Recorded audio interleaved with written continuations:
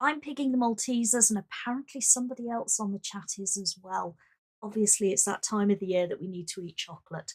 I'm really looking forward to tonight's session, which is all about how technology can support SEND equality. It's part 2 with LessonUp, and I'm delighted to welcome Tom back, who's that side of me. No, that side of me. Get my fingers in the right place. He's that side on my screen and giving us a wave. Delighted to welcome back Tom, who is going to lead tonight's session for us. As a reminder, you can ask questions. If you could pop them into the chat on Teams, we will be able to pick them up from there. We haven't quite worked out how to pick questions up from Facebook at the same time, so bear with us on that one. We'll do it at some point. So pop any questions in the chat on Teams and we will ask them of Tom at the end. Over to you, Tom.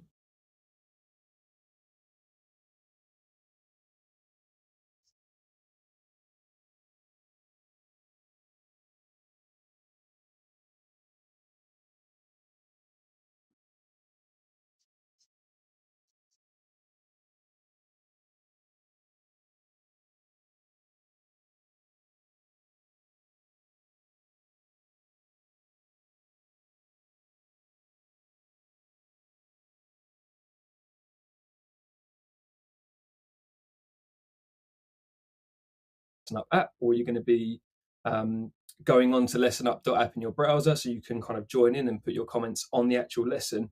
What you'll actually get is the student view. So I'm going to kind of hopefully show you how it will look for one of your students if you were to try some of the things that I'm suggesting today. And again, just as a reminder, same as last time. So if this is your second one with me, great to see you again. But as a reminder, you can do a lot of the stuff that I'm talking about today in various different ways in different apps, different softwares. So, please feel free to take what you've seen today and put it into your own software, your own apps, etc., etc. It should all work fine. Again, I just like this because it's all in one spot. Okay, so if I do this, theoretically, my screen should be, shareable. Look at that. Perfect. Okay, so this is our topic for today. Last time, obviously, if you were around, we looked at why it should be supported, why EdTech should be supporting equality in the classroom. That was our main focus, and we looked at lots of different ways that kind of SEND, ASD, even as far as sort of students of EHCPs, why they should be supported by tech and why tech should be accessible for them. And I think it was a really interesting discussion, had some great feedback. So again, thank you so much. If you were here from last time, hi. And if you were here from last time and we've had a discussion since through an email or a chat or whatever, hi again. And I'm sure we'll talk over the next week or so also. So if you weren't here a couple of weeks ago, which I think is just as important, let me introduce myself very, very briefly. Again, some of you have heard this, some of you haven't. So who am I? So I'm a teacher. I was a teacher for just over a decade. I was a head of faculty with a lot of different responsibilities, a humanities teacher, clearly, and have worked in a few different schools, mainly around the southeast of England, sort of southeast London, northwest Kent. That was sort of my area. I was very frustrated by the kind of options that I had whilst teaching over lockdown.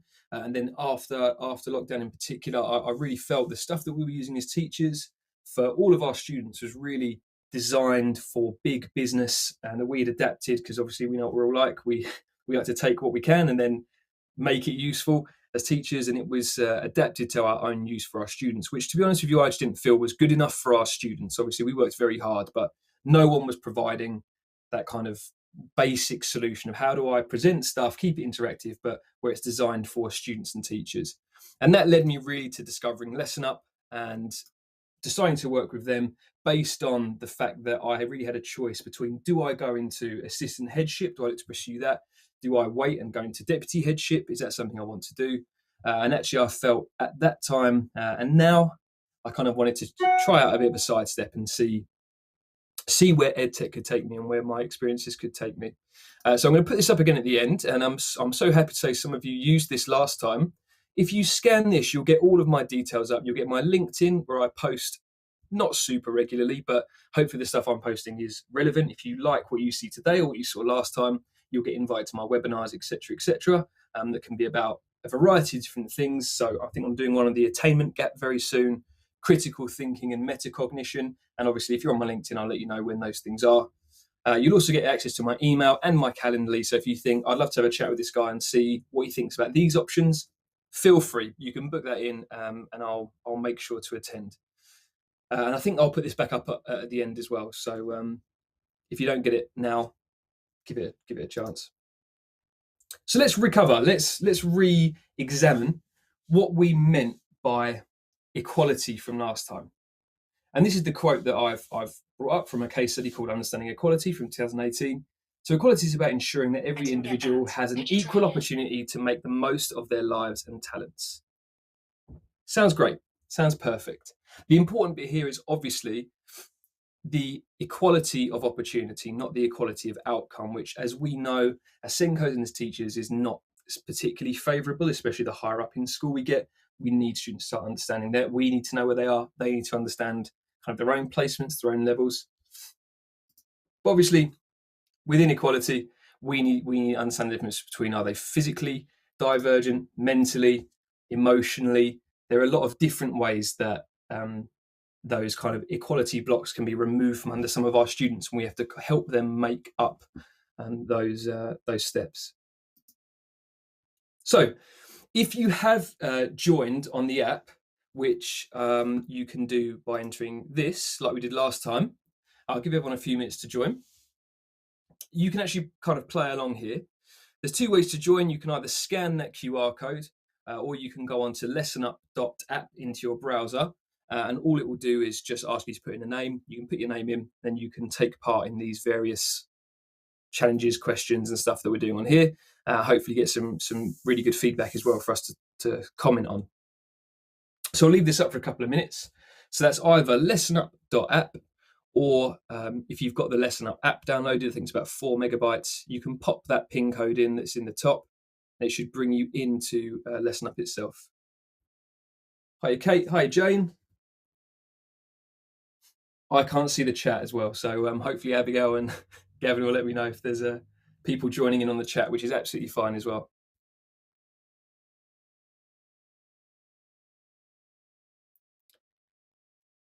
I'll just give it a minute. And you may have noticed a box which is relatively new on here, just down this bottom left-hand corner, which says show ranking after each quiz.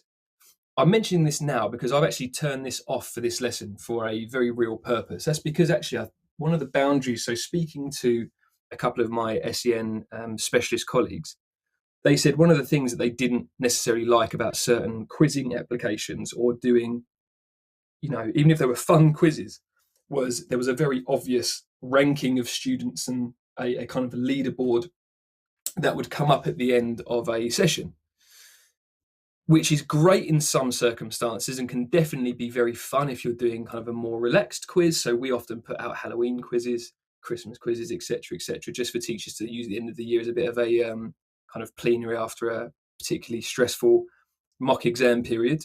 But I've turned it off here today because actually I was thinking about what that might do to pupils that have particular needs, especially if it's kind of emotional related and they can't handle losing very well, or they don't handle not being a great competitor very well. Very easy if we just press this here and we can turn that ranking on and off to make sure our students don't feel like they're in too much of a competition. Okay, so we've got 5 students in at the moment. Should I give it 10 more seconds?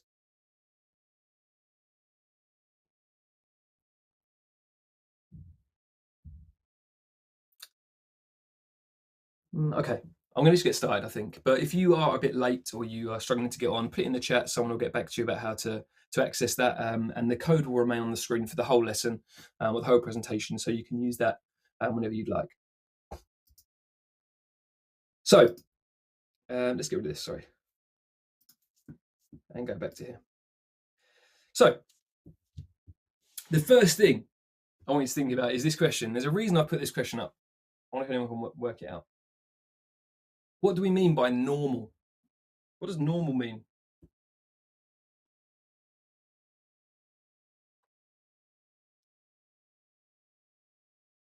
Again, in the chat, feel free to answer. So obviously we're talking about SEM, we're talking about additional needs. So what is normal? Ordinary. Typically developing, yeah. Common. With the mind maps, guys, by the way, you can keep typing until I turn it off, so feel free. Not me, yeah, I agreed. Conforming to a standard, usual, typical, expected, yeah, perfect. Perfect. I'm hoping that as SENCO, some of you have kind of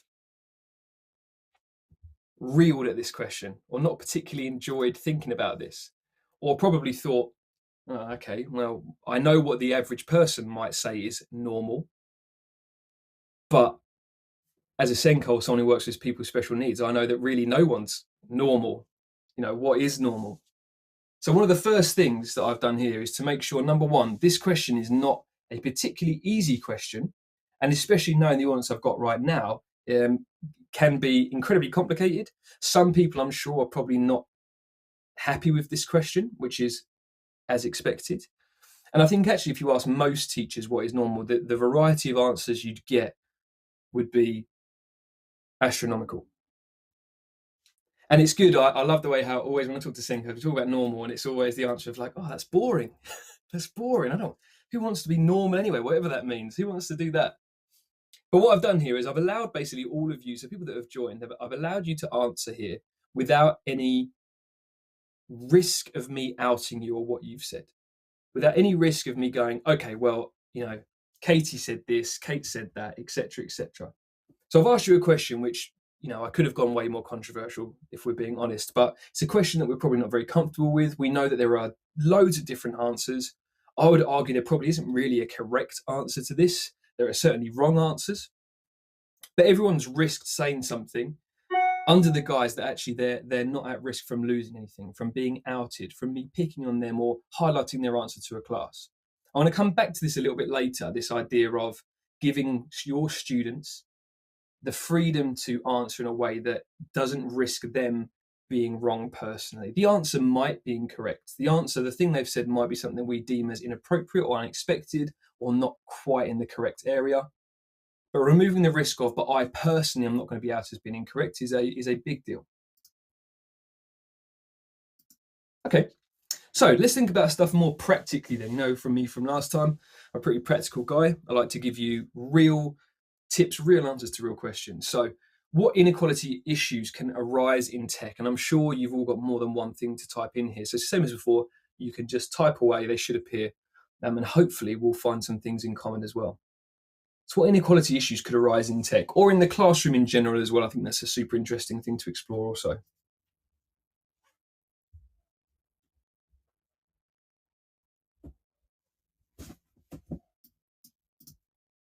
Access, yeah, 100%. 100%. I'm assuming by access you mean literally affordability of devices. Finance and budgets, yep. Availability, absolutely. Not being able to access physically, yeah, that's a really important point. Not built for children, one of my massive bugbears. Thank you for saying that. Parental involvement, yeah, agreed. Ability, fantastic, yeah. Time to teach how, so important. Again, especially if we're using tech that is designed for business or tech that is designed for adult use, trying to teach a year 7 student with EHCPs or even older students who might really struggle with accessing complicated names, complicated menus, logging on each time, etc. What a pain. Curriculum too full. I'd be interested in some more development on that point, actually. I'd be really interested. Do you mean in terms of the amount of content to be delivered? Teachers aware of new things? Yes, they do. They, scared of it. Yep. Really great example. Obviously bad, not nice, but yeah, fantastic example. School policies around IT usage by your own devices. Yeah, I think that's a fairly uncommon one. I haven't heard of that too much, but again, really interesting point. But I think this is a good one. This is going to be a good one. Struggle to find time that we need to both train children and support us before the curriculum is so relentless. Yeah, completely. Oh, I've accidentally binned your comment. I'm so sorry. It just accidentally got into the bin. But yeah, I think availability is really an important thing, and especially when you're trying to fit it in. Again, this one, sorry, I've not made this one anonymous because I wanted to talk to people about their different answers. But yeah, I think that's a super important point. Okay, so you've definitely hit on some of the major things here that hopefully I'm going to cover today with any luck. Okay, so the first thing, and again, I hope you appreciate the picture in the corner, but I know that some people struggle, and we're at an age now where if we don't know something, people say these words, we're nodding along. In case anyone was struggling between the two, there's two different things really when it comes to tech in schools. We've got hardware discrepancies and software. So when I say things like hardware, that's a physical device. So that's something you can use very practically hands-on. So laptops, tablets, e-readers, anything where it's something that you can turn on, use with your hands, type, etc. Whereas software is a non-physical tool accessed by that hardware. So a speech-to-text function, for example, on a computer would be a type of software. LessonUp, so what we're looking at right now, is a software. Sims, for example, I know some of you will be definitely users of Sims. I don't know if you'll be fans of Sims, but it definitely exists. And things like Netflix as well counts as that's more of a software. Okay. Now, if any techies are in there listening, you'll be cringing at that, because even that's a very big oversimplification. But I think for our needs and purposes of today, that will suffice in terms of understanding the differences between the two. So I hope no one's super upset that I've made that very clear. Okay, so the first thing that was written up is almost like I predicted it, was accessibility, affordability, that kind of stuff. So how do we get over this problem? Which, again, we were so close to answering over lockdown. I really feel like we were onto something, especially in the UK. If anyone's from overseas, again, I'd love to hear your thoughts on this. But we really had some great policies coming in about making sure all of our students had access to tech. I'm very passionate about this because actually, growing up, I didn't have much access to tech. A lot of my friends did, who were from slightly nicer backgrounds, slightly nicer areas. And I remember teachers kind of assuming that we would at some point, when I got a bit further on in school, I'm getting old now, but they assumed we had some access to technology. And to be honest with you, I didn't really. The internet was something I didn't have until I went to university, for example. So you can imagine how I don't even know how sheltered I was when it came to the internet. Obviously, I had access to it and stuff at friends and whatever, but it was something I didn't have a great access to. So how do we answer this then? Well, of course, I'm going to say some obvious stuff now. The first thing would be looking at the pupil premium budget. Laptops, tablets, devices are becoming more and more and more affordable every single day. They're becoming so much more affordable. I think one of the kind of best bits of tech that I've seen recently, I think it's pretty readily available on Amazon. You can get a tablet, which is a nice screen size. You can download apps to it, including Windows Suite, including some kind of applications that are to do with schooling, homework setting. I think it was around £50 per tablet. Obviously, I'm aware right now schools are in a financial kind of crisis, budgets, etc., etc. But it's worth mentioning that it doesn't have to be the top branded stuff. You don't need your students walking around with Macs or with the latest Windows PC. A simple tablet may be that one lifeline that pupil needs to be able to access, online materials, or start capturing data of their own, completing homework online, participating in class with things like LessonUp. It's more and more affordable every single year. The monetary cost of teaching leaders, that's obviously a problem too. So affordability is not just to do with buying a device. It can be actually the subscriptions for licenses, right? So is the software that you're looking at, is that going to cost you per teacher? Is it going to cost you per student and teacher, which a lot of them do? Because if so, all of a sudden that initial fee is going to skyrocket pretty exponentially. How much are you paying? Are you paying for extras? For example, as you go on, are you having to pay for upkeep from the company? Are they charging you an extra £1,000, £2,000, £5,000 a year just for the upkeep, just to help manage your data, just to ensure that your cloud system stays up, just to make sure that you've got someone on the other end of the phone that's going to be there to support you? So affordability is a big, big, big problem. And my answer to all of these, and unfortunately, I understand we've not got much time in our days. I know how hard it is, but the research that you do into this is going to be absolutely crucial. So making time to research this. Last time I mentioned nominating a member of staff or ensuring your school had that member of staff whose responsibility really was to investigate, use, test, inquire about EdTech. Very, very particular stuff. Trial things, talk to the company, see which one you think is going to really resonate with your staff and your pupils. Is it designed for students, for example? Is there a way that you can work with Pupil Premium to help those students who most need it get the tech so they can access materials? And not to go on a rant here, but I think there was a comment as well about teachers kind of fearing the use of tech as well. And while I understand the fear, and believe me, there were times where I was asked to do something new for my schools in my positions, and I would just cringe at the amount of work I already had to do. And if we're honest, we'd probably try and cut corners, not learn everything I had to learn, maybe not quite complete that CPD at its best level. But realistically, our view of tech is very skewed as teachers. We are the one industry in the world that still uses kind of a pen and paper as one of our day-to-day activities. I can't think of many other professions at all where we're having to write and use stationery as much as us. So the quicker we start to get our own heads around the fact that it's really our career, it's our industry that's hanging on to this fear of tech, the easier it's going to be for us to actually start equipping our students with the tools and experience, most importantly, they're going to need when they eventually enter the working world, or even just to use in their own time to find their own hobbies and passions and stuff. It's a really important, really important move. And if anyone's interested in any of this, for us, for me, for example, and what we do, I can answer all that at the end. I'm not kind of here to go into all of that now. Okay, so let's look at some actual hows then. Let's look at some actual, how can we help? How as a SENCO, how as a teacher of special needs students, how can we ensure that EdTech is really reaching for that equality status in our classroom?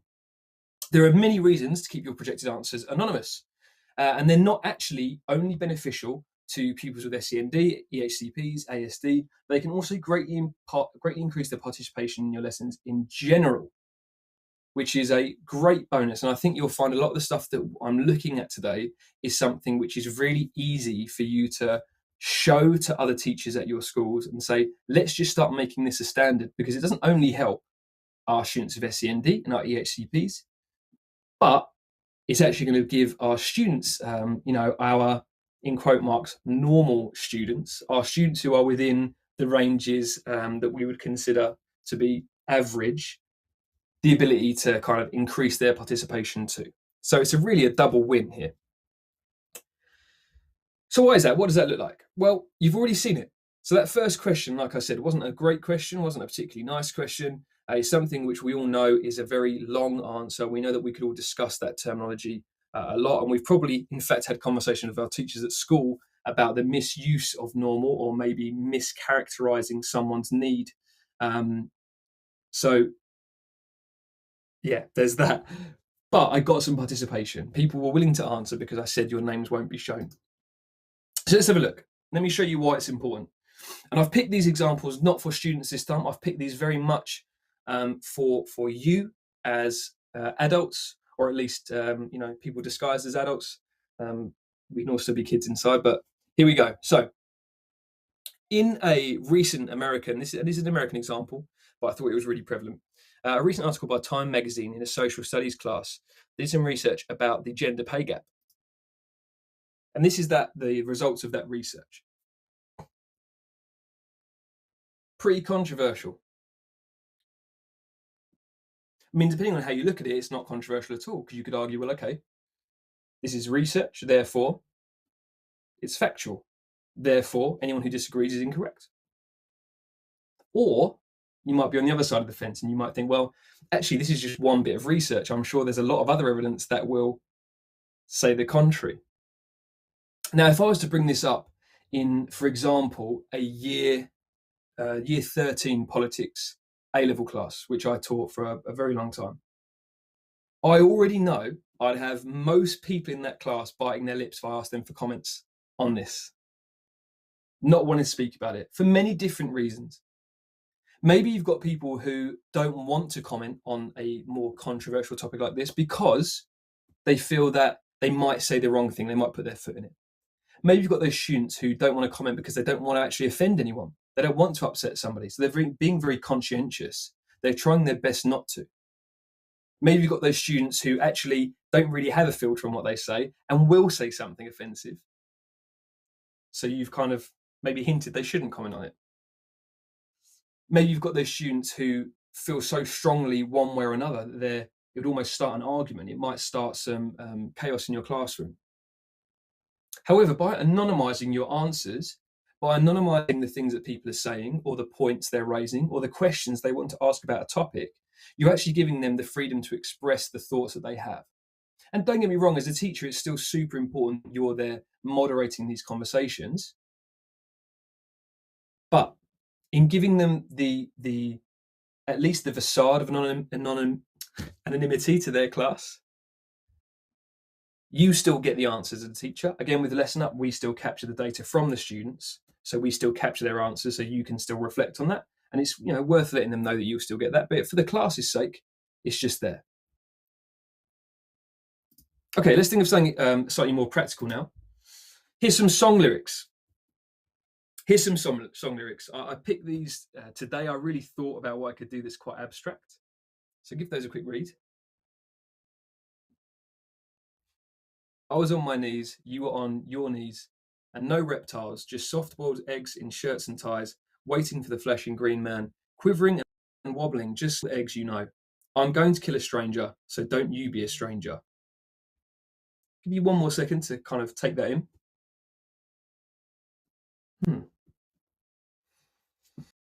Okay. Now let's put that in context of a pretty hard question. So what do you think the messaging in those lyrics are about? And do you think it's a powerful image? I'm actually going to ask the people that have joined to please try and answer this. Now, hopefully you'll see the practical side of anonymity. So this is actually a longer question. This is an open question. So theoretically, the 6 that have joined in LessonUp themselves could type for hours on this and submit an essay. Please don't do that.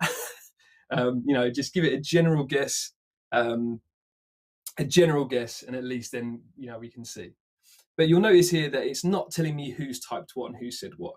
This will give your students, again, especially with SEND, especially with ASD, it will give them a freedom that they don't have to risk being wrong, or give them a freedom to feel like, well, okay, I can express how this maybe has emotionally touched me. Maybe I've drawn something differently. That's the beauty of song lyrics, for example, or art, or even something theoretical in English class, a post from history, something in geography, for doing human geography. There are always things that maybe will touch an emotional chord with your student, and they've got no way to express that in a regular classroom setting.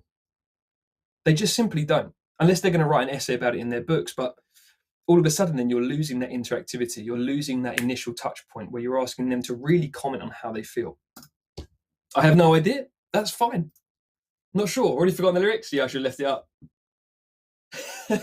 Across the road. Okay. They're angry about something. Yeah, they certainly are. So here we go. Look, and that's fine. That's exactly what I expected. I've shown you those lyrics really briefly. They are pretty abstract. Something about no reptiles, just boiled eggs in suits, etc., etc., etc. So it's giving people the freedom to answer, though. I hope you understand what I mean there, where I'm saying it lets your students really express themselves. And using an open question like this as well meant that people could really, really, really write, exactly how it made them feel, exactly what they thought. And there's no risk of me calling out individuals and saying, well, that's wrong. And there's no risk of the other people in the class, most importantly, saying, well, oh, that's a bit of a soppy thing to say. That's a bit silly. When, deep down, we know things, music can affect people in lots of different ways. So let's go back to it very quickly. Have one more look at it. And I'm going to move on slightly from anonymity now to something else. Might be worth you taking a picture of it, or it's really that middle bit.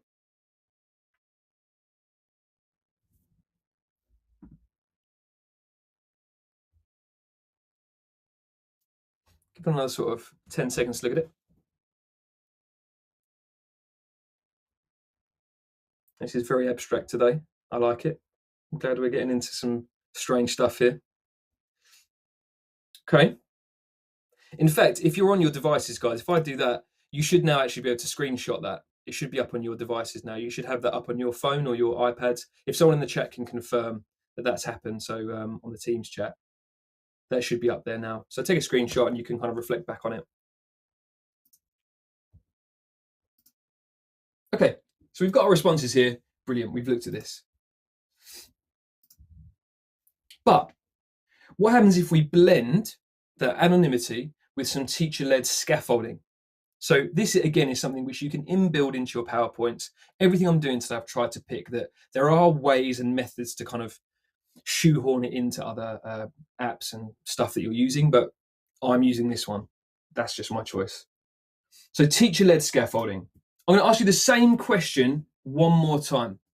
I'd invite everybody who's already typed "I don't know," please feel free to type "I don't know" again and submit it. And hopefully what you should get is something else. Now, this is going to be difficult for people who haven't joined the lesson to see. But even if you're going to just say "don't know," please feel free, just type that again and submit it, and you should get a second option that comes up.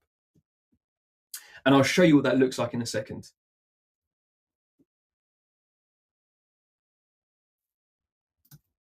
Not a clue? There now should be an option. So on the student side of LessonUp, what you'll have is there should be a way now for you to ask for some advice and ask for some help. So what it does is it allows the students to put forward an answer, and they can really type what they want. So this is obviously, again, I've kept this at a level for adults, so please don't assume this is the kind of stuff I would ask to like a year seven class. But it doesn't matter. You could ask a very straightforward question or something, the very basics of a subject. And what I've done is I've actually provided some help, some scaffolding. So if any of you have been thinking about Rosenshine recently and how he really recommends scaffolding, this is such a great way to do it. And having it teacher-led rather than device-led or app-led or something that's kind of prescribed allows you as a teacher to really write what you want. So again, I'm conscious of time, so I don't know if I'm going to let everyone I'm getting more confused. So what you should have now, and I'll just show you in the actual formatting here. But what I've done is during the app, once you've submitted an answer, students then get to request some help. So they can submit their answer and it will say, okay, thanks for that. Do you want to, get some extra help? Would you like some advice? Would you like any extra points? So what I've done as a teacher is I've typed in this really detailed for you version, or a very detailed bit of exponential exposition for you. That's the word I was looking for. Okay.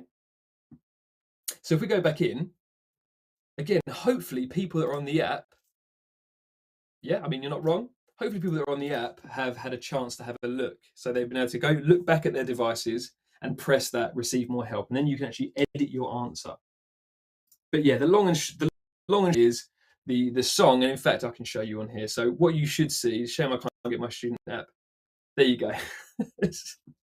Yeah, so if someone's looked at the apps, if they've put their first answer in and gone, I don't know what that's about, they can click on the get extra help, and what they get is this really long bit of exposition from myself, forward to you as adults, explaining that this is a song about society, and the singer is upset that he feels that society is pointless because only the richest, fattest people get to be in charge.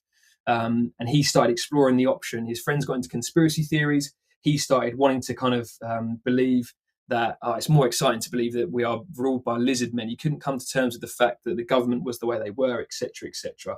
He eventually comes to the conclusion, no reptiles, hence the name of the song, and it's just the political leaders we have, which he ultimately compares to just big fat eggs, wobbling eggs in suits that don't do anything. And then what I've done is I've actually structured it so there is a further question there, so that the pupils can still explore something now they have the extra bit of information. That's entirely teacher-led. Oh wow, here we go. Yeah, there you go. That's exactly what I typed in there. So the whole thing is teacher-led. So I'm able to scaffold this in a way that's going to suit my classes, but still prompts them to give something a go and try something. And it's just such a great tool to have, especially if you're sending students with work to do at home, or maybe they're removed from lesson for certain lessons. I'm thinking of students I've had on EHCPs before, where some days they might not have attended in my class, but they may have still wanted to complete the work. Having a tool like that where I can actually give them some extra exposition. So even though I'm not there, I can preempt maybe the questions they might have. I can think, okay, in this 12-mark question, I know the normal pitfalls for students. So what I'll do is I'll let them submit an answer first, which I still get to capture so I can see what their first answer is, then help them with that scaffold to make sure I get that high success rate, just as Rosenshine would have wanted. Okay, I hope that was nice and clear. Again, not a bit difficult to see if you're not on the app, but I hope I've explained that well enough and shown you enough detail. But having a way to provide that exposition, super important. Picture answers. This is a great way of making sure you've got some inclusion. What I've done here is this is a real simple question, and people that are on the app, they're prompted to answer this with a photo. And this is a really great way to either capture work that your students have done if they're not particularly tech savvy. So if you've got a student who, you know, prefers to write rather than type, this is a great way for you to still keep your evidence in one place and make sure you're keeping track of that all. But you're not forcing them to answer in a particular way. So maybe you as a SENCO want your students, maybe you create a lesson like this, for example, and you want them to really do like a termly diary of their thoughts and their feelings on school, lessons they like, lessons they don't like, interactions they enjoyed, interactions they didn't enjoy, etc., etc. Now, of course, there are some people do get worried about letting students take photos of things, but generally you'll find actually if you trust them with stuff like that, they tend to be pretty respectful. One, because again, it's all captured, and although it says it's anonymous here, I still will know who said what, and it's saved in LessonUp, so I wouldn't advise just letting them go out with a camera and show you what they get. But having it in a structured way like this really gives people an alternative way to answer a question. So there you go. Look, perfect. Excellent. Of course, I'd be super proud if I was working Sensible SENCO also. But it really is that simple. Your students can attach an image, they can take a photo of something, and this is something which, again, if you're sending home homework on PowerPoint, for example, or you're trying to teach your students how to manage like an e-portfolio, this is great because actually on the app you can choose to just answer with photo. You just press the camera button, it brings the camera up. So super accessible for students. Really easy, and it's all based on iconography and images, so it makes it really nice and simple. It's really hard to mislabel things like this. So we found that students really enjoy this too, and it really mixes up the kind of questions they're used to doing. And of course you can do that with work also. So score tracking is super obvious. It's a great thing to be doing. Here we go. So those people that are on the app, you've not got much time here. You've only got sort of 5 seconds. So what I've done here is I've put some scores up, and the question ends automatically when it's done. Oh, wow. Let's go on to the next one. And what you'll notice is it's not telling me who's got it right, who's, you know, no one's not telling me who's got it wrong. It's giving me a general timer. It's giving me a general amount. And of course, if I wanted to, I could click into that and work out a lot more detail. But it's giving you some feedback personally. So on your device now, and this is something which, again, I really recommend if you're picking a quiz app for your students to use, make sure it's got the option to anonymize the results and not necessarily show it. Of course, we can do that, but I think, isn't this so much more pleasant? And that time, that's my fault because I just clicked on it. And we can keep doing this, and we can keep going, and it will stay anonymous, and it works. It just will keep going. But what if this is still too hard to access? What if this is actually brilliant for a general class? And actually, yes, okay, I can simplify my questions.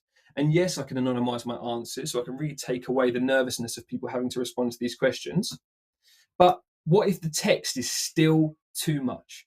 What if getting students to read and type and putting a time limit is still too much? Well, let's give some optional variety. This is self-explanatory. So picture questions instead. Let's swap the text out for images. Everyone can access this if they have the ability to recognize shapes, to recognize imagery. It's a really great way to allow your students to explore. So if I put it onto your devices for you, you should now be able to click on these images on your devices. I can show you what that looks like for those of you not on the app here. So the students can get a really good look at what the questions are they're talking about. They can really examine the different things I'm asking them about. And then just as normal, just tap on it and get their correct answer. Again, you don't have to if you're using a computer. Of course, students could click on it, they could type in answers, but this is just a great way to kind of mix it up. I'm always so sad that no one clicked the horses. But more than that, again, sometimes imagery can be confusing. We know we've got those students who struggle with shape and picture recognition, but maybe they really resonate with you and your voice. Maybe it's something, maybe they've got a teacher or a TA that they really respond to well. So why don't we look at giving our options as a sound clip. Again, this is super easy for us to do. Other apps, again, can do this stuff. I'm sure you can do the same sort of thing on many other apps. So here we go. What kind of animal lives in the water and has a hard exterior? A horse. A horse. Celine Dion. The unimaginably complex and infinite nature of time. A happy crab. What is it? Which one is it? Is it a horse? Option A. Is it Celine Dion? Is it the concept of time, or is it a crab? Again, I've made that a little bit wild. I'm not really sure what I was thinking there. But it proves a point that there is another way for your students to access quizzing. It doesn't have to be reading text, pressing a button. Okay, that might not be enjoyable for some people. You notice as well that down here, what I've done is I've actually turned the sounds off. The reason I've done that is I know that for a lot of ASD pupils or pupils that have neurodivergencies like ADHD, for example, the sounds, the timers, the flashing, the cha-chings and noises might be too much. It's something that's so overlooked by a lot of teachers, but sometimes it's the sounds and the music that your app might be making that might throw your students off and really make things much harder for them than you originally anticipated. Okay, we've got some answers here. I've realised as well, I've left this on for students, so I'm sure there's people at home who are just pressing these going, what on earth? So I'll take that off right now. But yeah, super important that you have, again, when you're doing your SENCO checks or your SEN checks, is the app I'm using appropriate? Check. Does it have things like an easy way for me to turn the sound off? Does it have an easy way for me to control what my students see or don't see? Because if it doesn't, maybe rethink that. Okay, let's see if anyone. Excellent. I'm so happy you picked Celine Dion. Thank you so much. You've made my day. Okay. It was actually a happy crab. Just FYI, for those of you that picked Celine Dion, I appreciate it. But no, unfortunately, today's answer was a happy crab. And again, you'll notice I haven't anonymized this, so I can see that Katie knows her crab. Okay. Image-based questions and answers.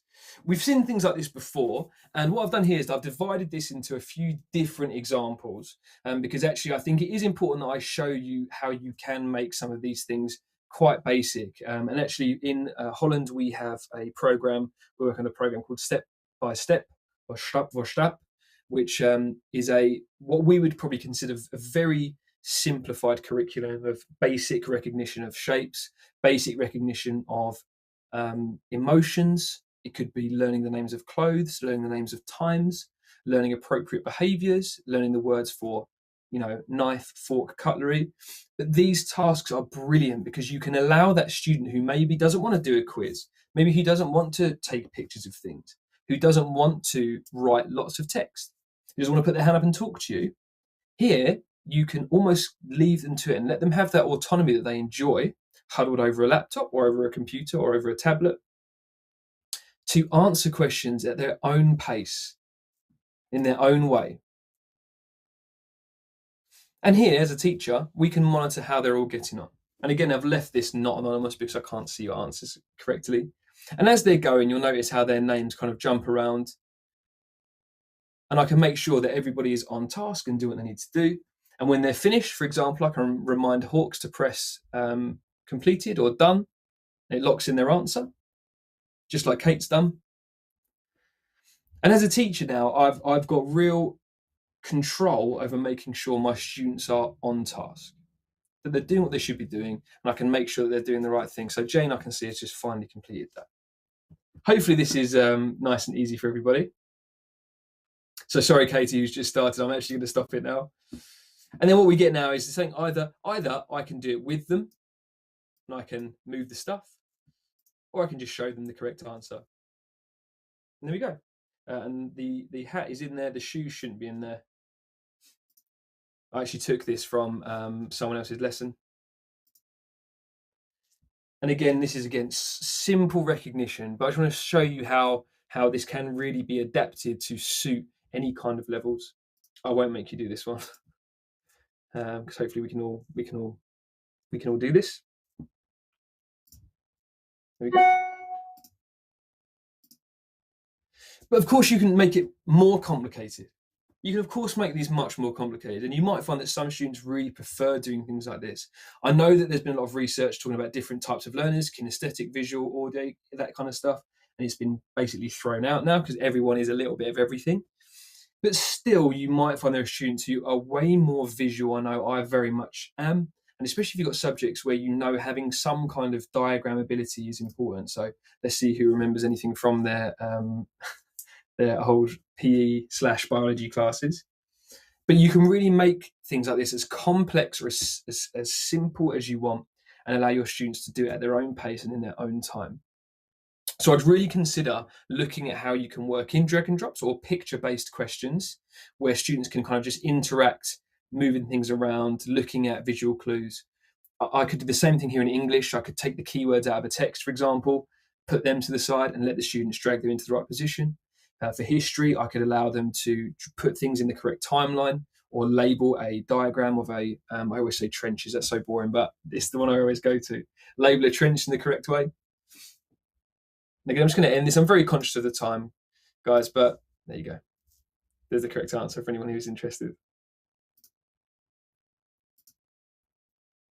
And of course, you can make it simplified as well. So there's no reason that rather than having a quiz at the start of my lesson, I couldn't just have a really simple drag and drop question. So when my students come into the room, they log on to the app or log on to the lesson in whatever platform I'm using, and they can do something like this to start with. You'll be amazed at how my year 10 boys used to love coming in, and they could sit there and start labeling a picture of a river basin system by dragging these little things around, and how gutted they'd be if they got any wrong. And then next time it was like, so I'm smashing that next time. And all I do is I just copy and paste it into the next lesson, and that's my start done for the next week. They loved it. They don't have to be complex. They don't have to be hard. Work out where can you use these different things in your lesson. Okay. Truly random randomization. I mentioned this last time. I'm not going to spend ages on it, but this is such a big thing. Keeping things truly random. When you say I'm going to ask somebody at random, make sure it is at random. Tell your teachers, look, don't pick on your students. I think it should be almost mandated that us as teachers have kind of little lollipop sticks, or especially if it's a class we see regularly, we should have some way to cold call our students. It's so important.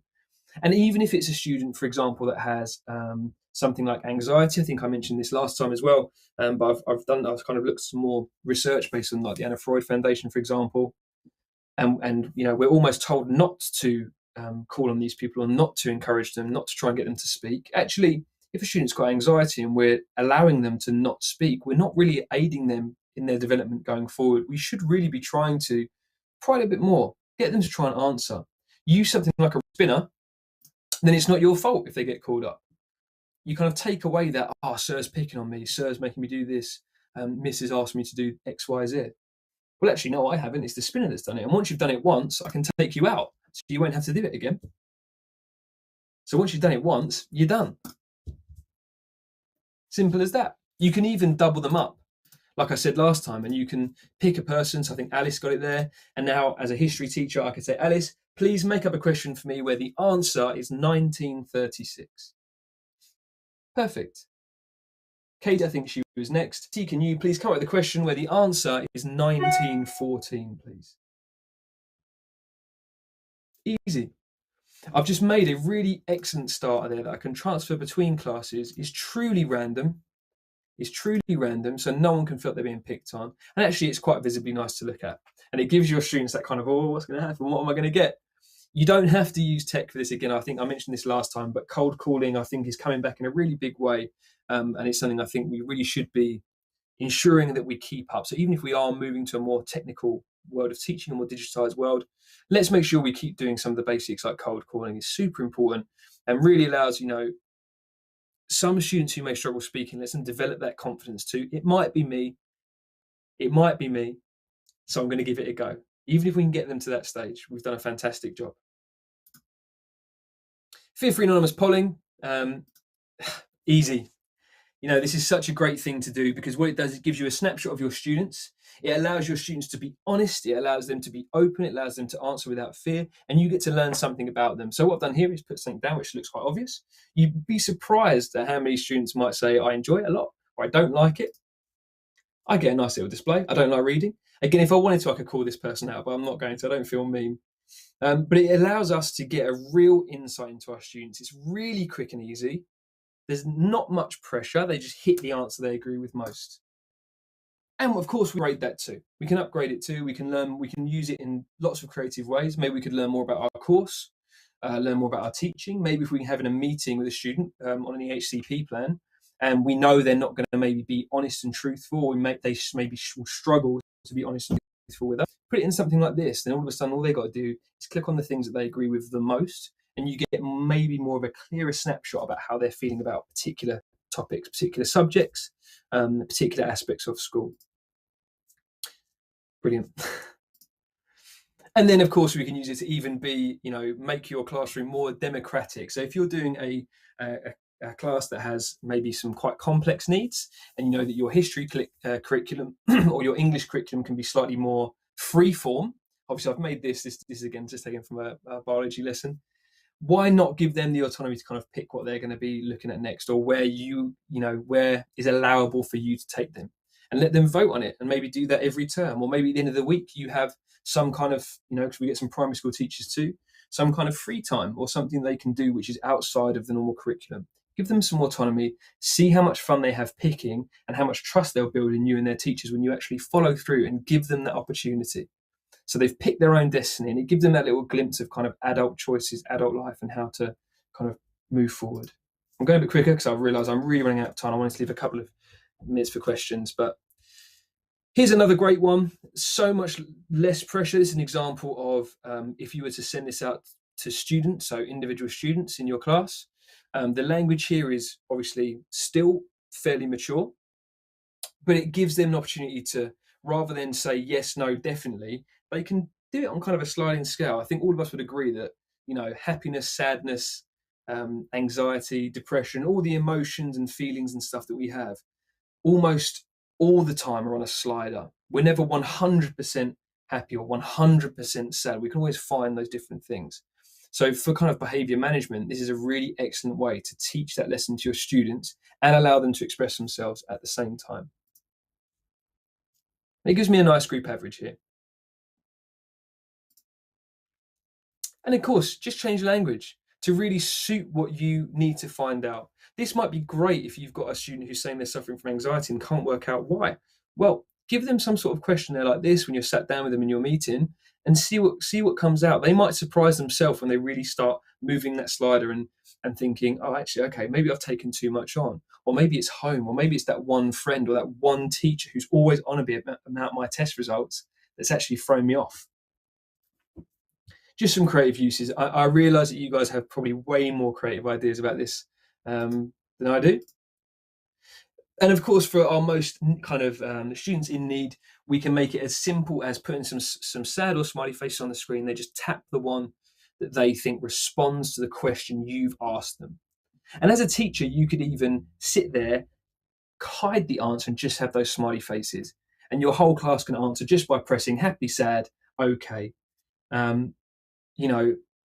The ways to use polls are endless, and it's very freeing and liberating for your pupils. Okay, so just a quick reminder from everyone. I'm glad I got through it just in time. Gives us one more minute.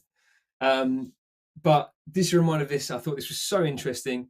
82% of people in this country believe that tech in the future we're going to be dependent on it a lot more. 82% say it's inevitable. I'm inclined to agree. I think we can see it. Think about what we're doing with our phones 10, 15 years ago. Think how crucial they are to us now. And again, ultimately, look, if there's no one in the school who's taking charge of tech, who's taking charge of ensuring your pupils are attended to, if you feel like it's a bit of a free-for-all and you've got teachers using different tools, not all of them useful, maybe it's a bit of a money pit, you be the person to take control of this. You be the person to ensure that the pupils who are in most need in our schools are being kind of adhered to, are being catered to by our tech. And of course, again, if you ever need me for any of that and you want to discuss it or you want some more thoughts, please scan that code at the bottom right to get my details. I'll be more than happy to have offline chats with you. I'd love to come and see some departments. I'd love to, if you want to know more about LessonUp as well, absolutely give that a message, and I can probably work out a trial. I got told off. Not told off last time. I realised, in fact, that I didn't actually offer anybody a trial of the software I was using.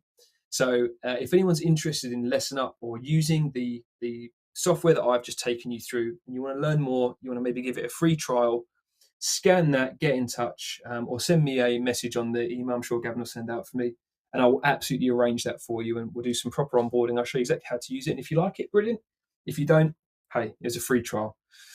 And this is the other thing as well. So I've done a few of these from last time. A free CPD session for SENCOs. If you scan that code, you can book one in. It's absolutely free. Had some great feedback so far, which I'm really happy about. All I ask is before we do it, I have a quick meeting with you to find a bit more about your school so that I can hopefully make it more appropriate for yourselves, your teachers, and make it super personalised. If you claim that, I think this is right, Alice, if you claim that before the end of December, it's okay if we book it in next year, because I understand the rest of this year is going to be pretty tight with exams and stuff, which is absolutely fine. Same goes for trials as well. We can start it now, but it doesn't mean it will end in Christmas. I'll find a way to extend it because you've got mocks and stuff to deal with. It's a busy time. Okay, 5. I think I'm done. That was just about in time, right?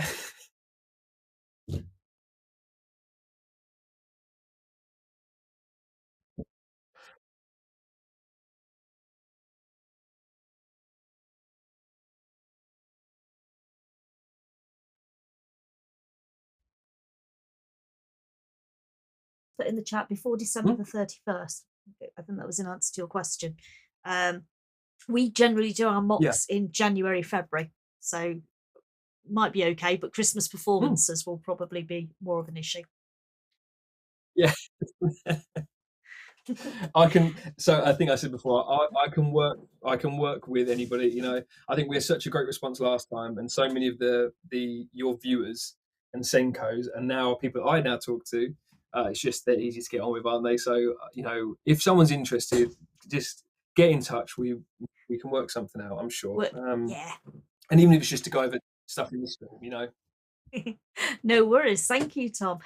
We lost a couple of people in the middle of that, but they did go over and join us on Facebook. So I think that was why they moved off Teams, so that they could join on a PC and join in the Facebook thing instead, but somehow managed to lose bits and pieces as they were going. So the Teams group depleted, but we had got people watching us, so we were still out there somewhere. Okay. Right. All right.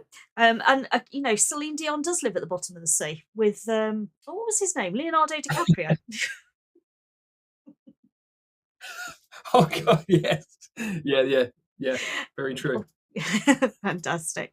If anybody else has got any questions, if you want to get them in that chat really quickly, we'll ask those of Tom. Otherwise, we'll let everybody escape for a it's November, isn't it? It's the last day of November.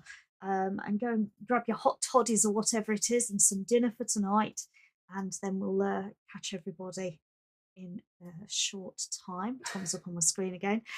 Just to remind everyone, we have got network meetings next week. We have got next Thursday, which is the 8th. We have Kai Addis, who's doing something on hypnotherapy for us. Not literally hypnotherapy. She's going to do some nice calming session for us.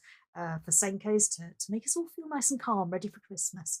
And then on the 15th of December session, I'm really looking forward to, we've managed to persuade Nick Late to come and talk to us about JCQ and exam access arrangements, which I can't believe he actually agreed to come and talk to us, which is brilliant, absolutely amazing. So looking forward to that one too. That's been sold out. Oh, it's nearly sold out as well, Gavin's just told me, so there we go. That says an awful lot about people wanting to know about exam access arrangements. And Tom and I are going to be chatting probably in the new year about Rose and Shine principles, because both of us seem to be heading in that direction of making sure that everybody is on the same path for those, because we both love them so much. What do you reckon, Tom? True. Well, yeah, sounds great. Yeah.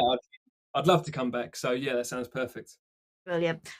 To me, Rose and Shine principles, it's the SEN in the middle. It says SEN. If you follow those principles, you meet the needs of most of your students, which in the world of SENCOism, SENCOism, I usually go for SENCOing. In the world of SENCOing and SENCOism, it just reduces our workload if the teachers are following those raise and shine principles. So let's get everybody on board with them.